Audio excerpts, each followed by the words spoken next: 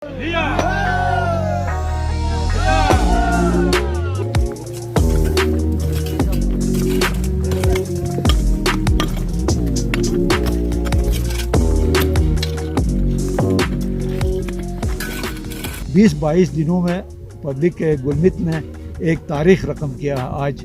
और इसमें छोटे बड़े बुजुर्ग सब शामिल है, जिसमें हमारे ख़वातीन शामिल है, इसमें स्काउट शामिल है, इसमें वॉलंटियर शामिल है, इसमें ख़वातीन भरपूर तरीके से हमारे साथ दे रहे। ऐसा होता था कि गुलमित की जमात की तरफ से यहाँ पे लेके आते थे रोटी वगैरह, यहाँ पे जो काम कर रहे हैं इनके लिए, लेकिन अभी हम ऊपर है, लेकिन अभी यहाँ से हम लेके आ रहे हैं शॉर्टकट यहाँ से लेके आते हैं, और हमारी तमाम बहनें कमर से अदबर से इसमें हिस्सा ले रहे हैं।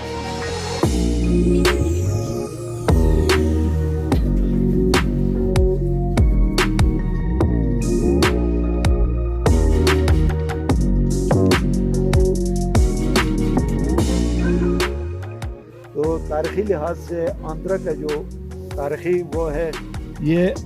10 दरों के ऊपर मुनसर है। यहाँ से 10 दरे जो है ना नज़र आते हैं,